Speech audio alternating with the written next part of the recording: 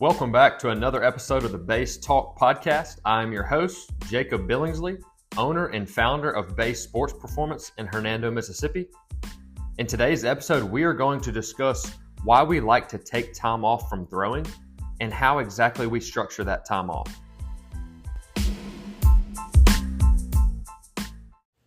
All right. Welcome back. So, as we mentioned today, we're going to discuss taking time off from throwing in the early off season, how we structure it, and how we think about it. What are the reasons that we do it? How long do we suggest? Things like that. So the first and most obvious reason of why we like to take some time off is it is allowing the muscles, tendons, ligaments, all the tissues some time to rest.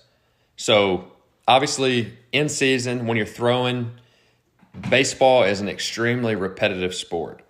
So you are, if you're swinging, if you're throwing, you're doing the same motion over and over and over, probably 5 to 6, if not 7 days a week for however many months your season is. So, in these middle school and high school age kids, sometimes their season is, 10 months out of the year. So they're doing this nonstop for 10 months.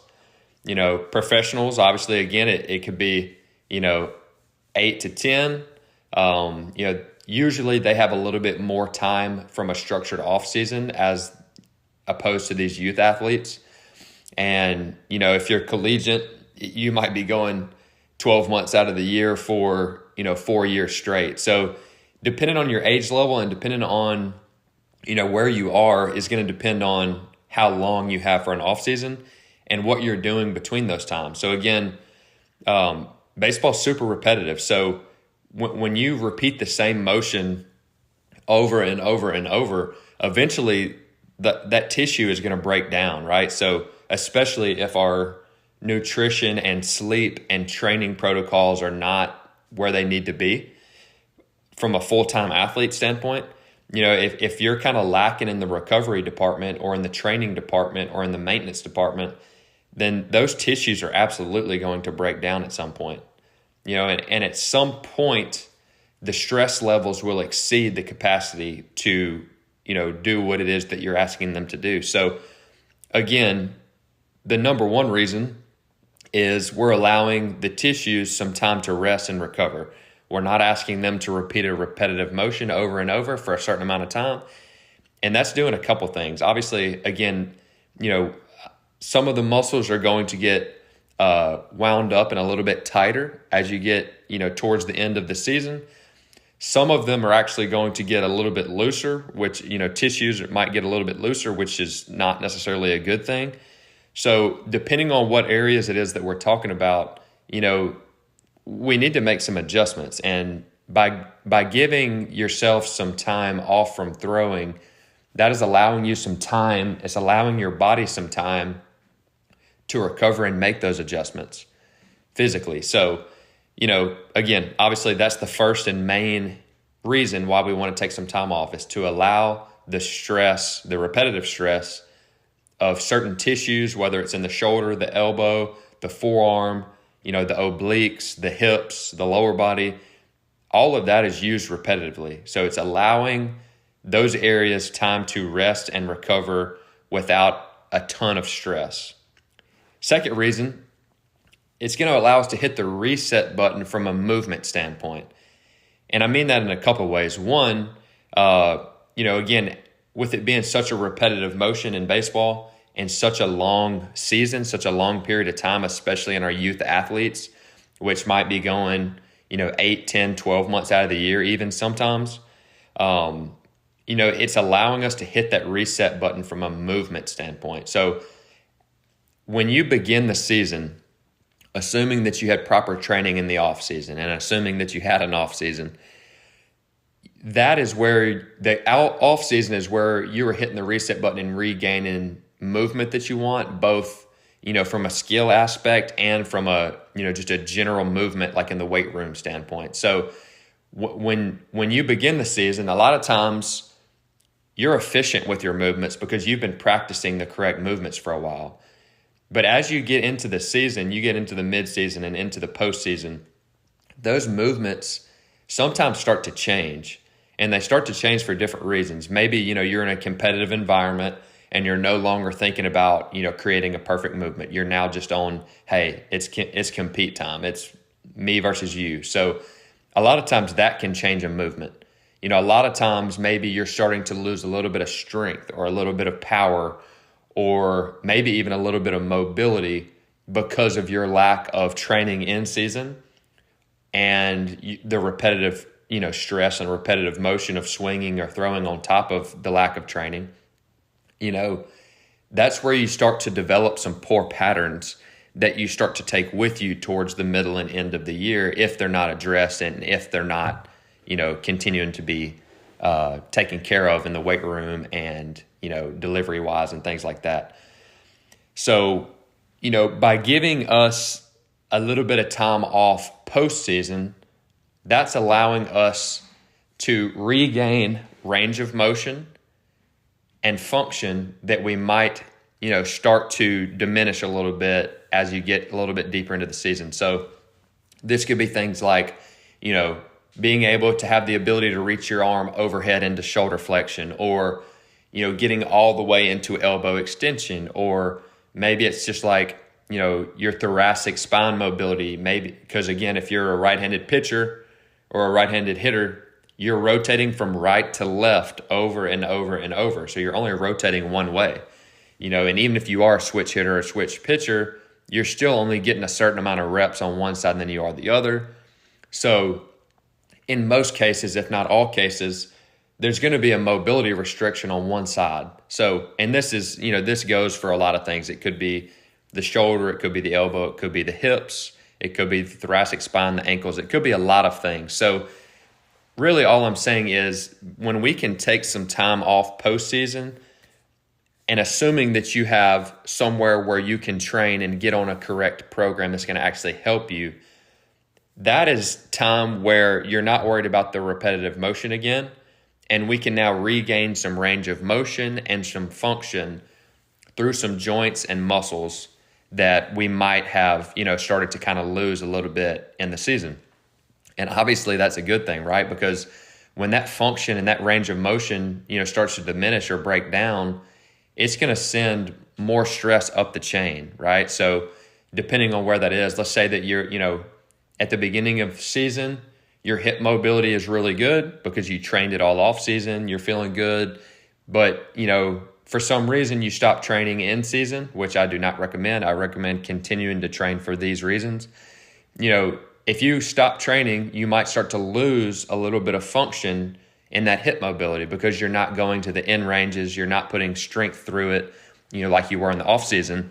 And that might actually alter your mechanics.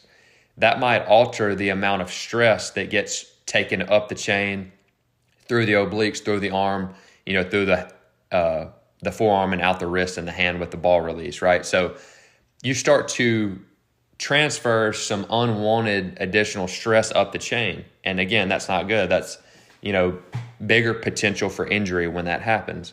So we need to continue to train and continue to make sure that our mobility and strength and power and function of muscles and joints are all there through the season. That way we can limit injury risk and we can try to maintain, the movement and the delivery that we want as much as possible. So that second one was, it allows us to hit the reset button from a movement standpoint. We don't have to worry about the repetitive stress of throwing or swinging, and that allows us to rebuild the range of motion, rebuild the function, and rebuild the movement that we actually want when we begin back. And then the third and often most important as you get a little bit older, as you get, maybe higher level high school, definitely in the collegiate and professional levels, is it gives you a mental reset. And mental reset, a lot of times we will get guys, especially again in college and professional, that have thrown a ton. And when I mean a ton, I mean, 100 innings, 120, 150, if they're in professional, maybe even up to 200 plus innings. And that is a lot of volume compared to what is considered a lot in high school, right? In high school, 75 to 80 innings might be a ton.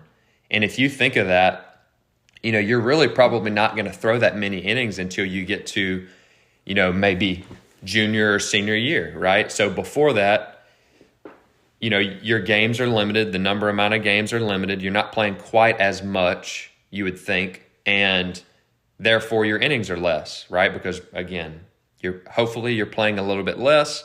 Hopefully, there's a couple more pitchers on your team that, you're not having to rely on, because as you're younger, the games don't matter quite as much. They're more for development as they are, as opposed to when you get a little older, those games matter a little more. But my point to that is, when you're younger, you don't have as many innings and as much volume on your arm.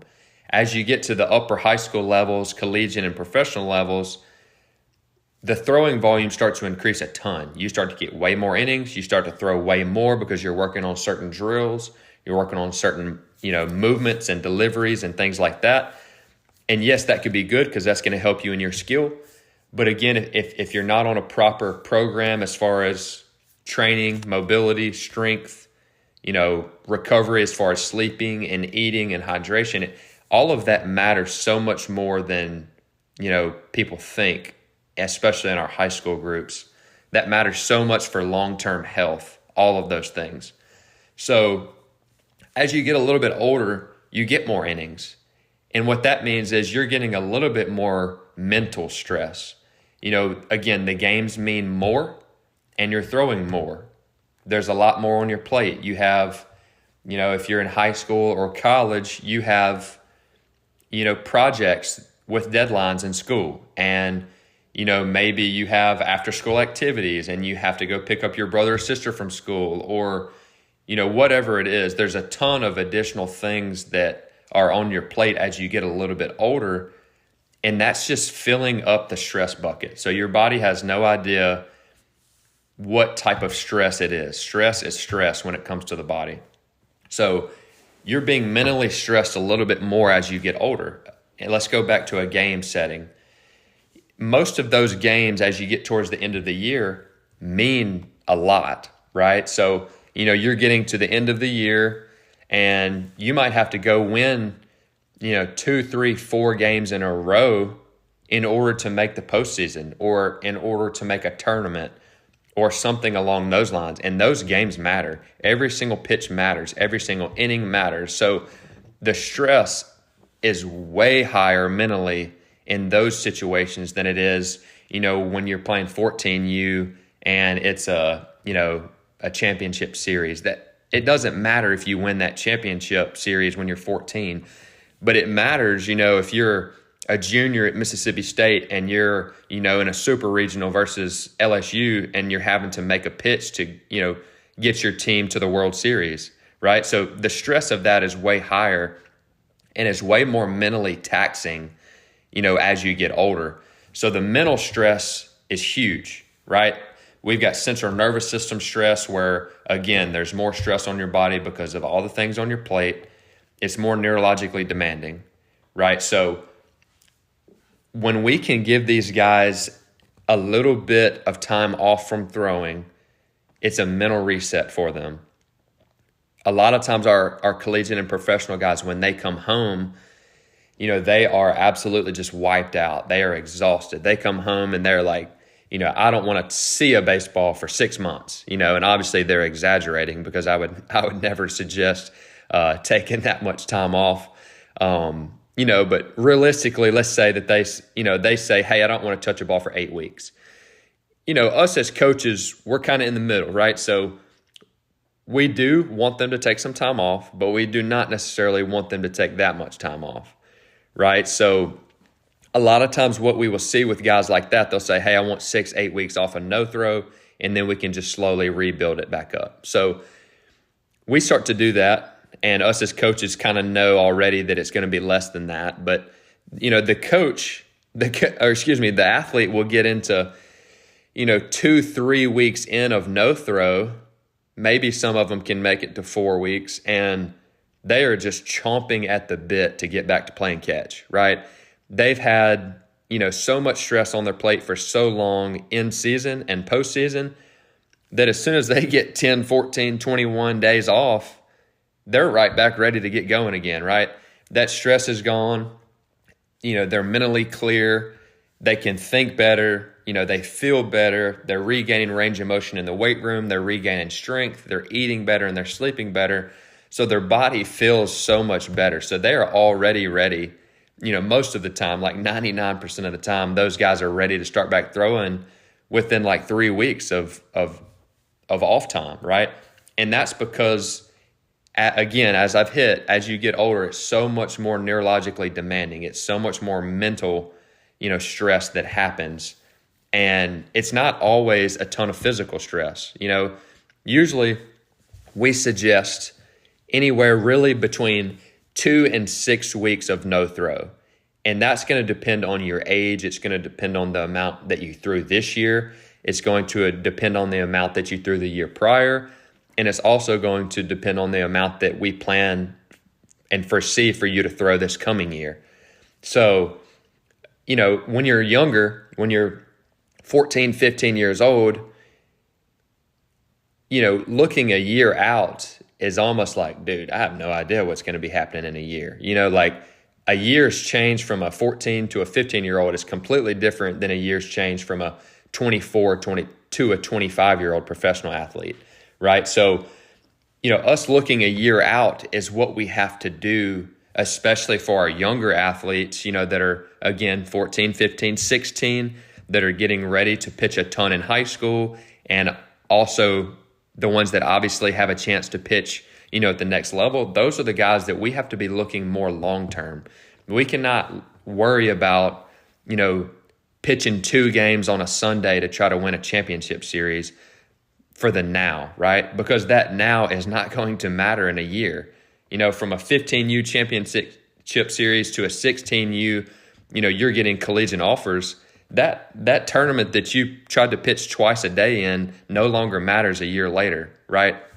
So what I'm saying there is, as you get a little bit older, things matter a little bit more, and you start to understand and see that we have to plan and project out to take care of the body long term. We can't just play for the now. We've got to take care of the body long term. So, as we start to get back into throwing, obviously we go slow and try to build the capacity and things like that. But I want to come back and hit that here in just a second, kind of how we structure it. But just to recap what we've talked about so far, the 3 main points of why we like to take time off in the early offseason from throwing is, of course, it's going to allow the muscles, tendons, ligaments, all those tissues time to rest without repetitive stress. It gives the body time to physically recover. The second reason is it's allowing us to hit the reset button from a movement standpoint. It allows us to regain range of motion and function and regain, the delivery that you want from, a skill aspect. And it just in general, it gives you the time to redo and rebuild the motions that you want and the movements and function that you want. And the third one, and probably more important one as you get a little bit older, is it's a mental reset. It allows you time to get away from the mental stress, get away from everything that you've had to worry about, with these really stressful innings and really stressful games week after week in the postseason. And it gives you that mental reset that gives you a little bit more mental clarity and things like that. So those are the 3 big reasons. So how we really structure the early offseason, I'm going to be brief here, but just to kind of give you guys an idea, if you're not a local athlete here at base and you, for some reason, you might be further away and you don't have, the luxury of training with us, so how we structure the early offseason is when you guys get back, we are working on rebuilding range of motion and mobility in the no-throw period. So if we determine that no-throw period, is 3 weeks, 4 weeks, however many weeks it is, we are using that time to regain range of motion. We are using that time to introduce extensive work in the weight room. Like with med ball rotation, we're trying to restore proper rotation from a hip function and thoracic spine function and things like that. So long story short, we're rebuilding the range of motion and mobility in the early offseason. We are also building the capacity back up. So, the first couple months we are using to go a little bit higher volume exercises, but a little bit less intensity. So the intensity is lower, but the volume is a little bit higher. And that's from everything as far as, maybe we're rebuilding a little bit of plyometrics, or we're rebuilding some rotational capacity, or we're rebuilding strength, lower body, upper body, everything. So we're going a little bit higher volume and a little bit less intensity. As we get closer to the season, the volume decreases and the intensity increases. So early off season, volume is high, intensity is low. Middle off season, intensity is high, volume is low. As you get closer to the season, intensity is very high because we want to hit the minimum effective dose from a training standpoint, meaning, we might only go 3 to 4 reps if we're doing strength. We might only go 3 to 4 reps if we're doing power. So we're going to keep that volume low, but the intensity needs to be max output because we are trying to hit what absolutely matters. That way you have a little bit more time and a little bit more energy for your skill.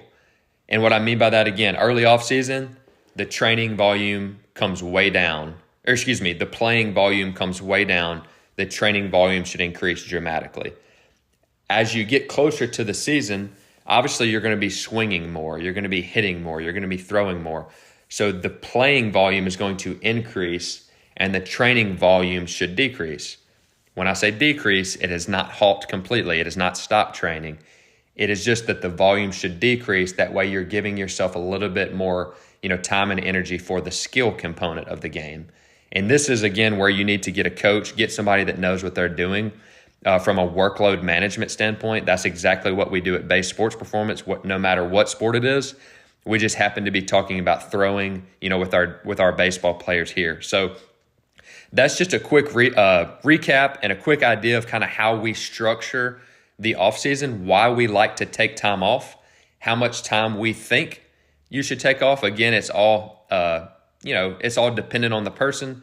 But if you have any additional questions, please feel free to reach out to us. Shoot us an email or a text. You can find both of those on our website. Hopefully you learned something today. If you did, please feel free to share this with any other athletes or any other parents that might find this valuable, and listen along for more. Thank you guys for listening.